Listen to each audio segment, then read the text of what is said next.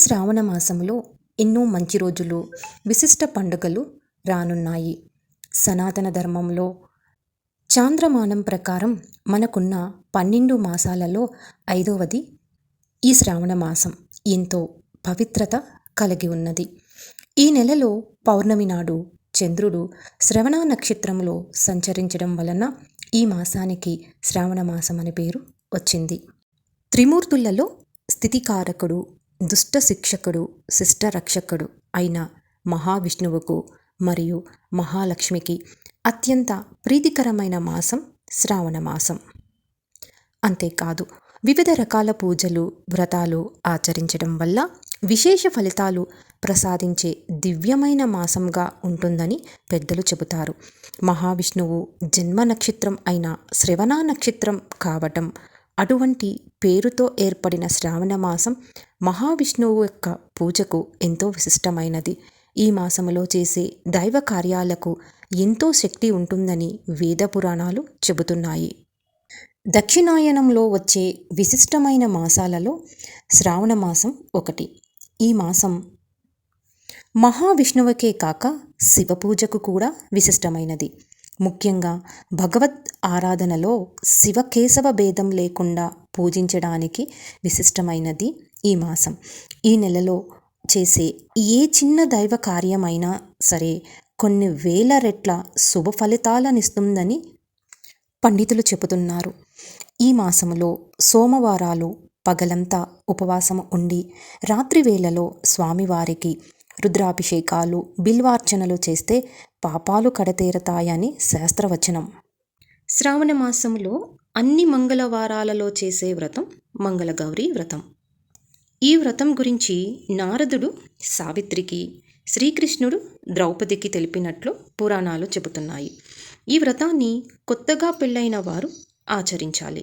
వివాహమైన తర్వాత వచ్చే శ్రావణ మాసంలో ఈ వ్రతాన్ని చేయడం ప్రారంభించాలి.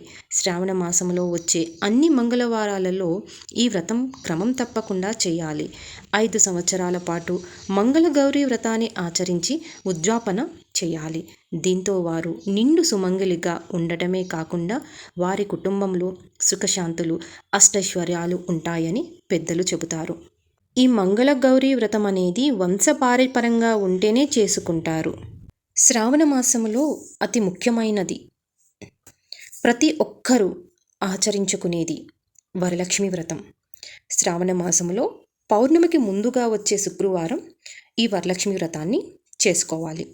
ఒకవేళ ఆ రోజు కుదరని పక్షంలో ఈ మాసంలో ఏదో ఒక శుక్రవారం అయినా సరే ఈ వ్రతాన్ని ఆచరించుకోవచ్చు.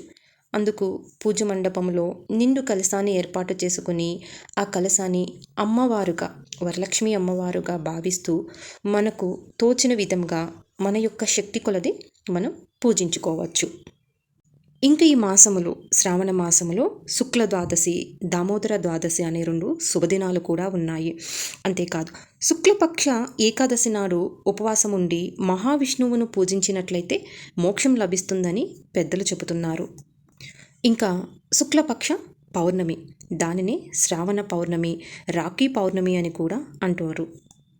హయగ్రీవ జయంతి, రాఘవేంద్ర స్వామి ఆరాధన, పోలాల అమావాస్య, గోవులను పూజించటం, కృష్ణాష్టమి, ఇలా ఈ మాసమంతా కూడా ఒక ప్రత్యేకమైన పూజలతో విశిష్టతను సంతరించుకుంది. శ్రావణ మాసంలో వచ్చే 5వ రోజున నాగపంచమిని జరుపుకుంటారు.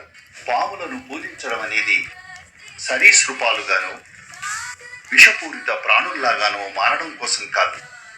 మన శరీరంలోని అన్ని విధులు, హృదయ స్పందన, శ్వాస, సంవేదనలు ఇవన్నీ సునాయాసంగా జరిగేలా చూసుకోవడం, తద్వారా మరింత లోతైన లేదా ఉత్కృష్టమైన వాటి మీద మన జీవితంలో శ్రద్ధ పెట్టచ్చు.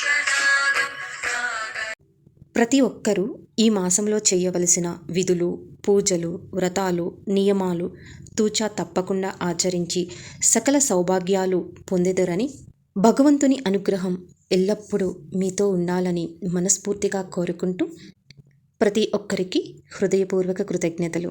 Thank you.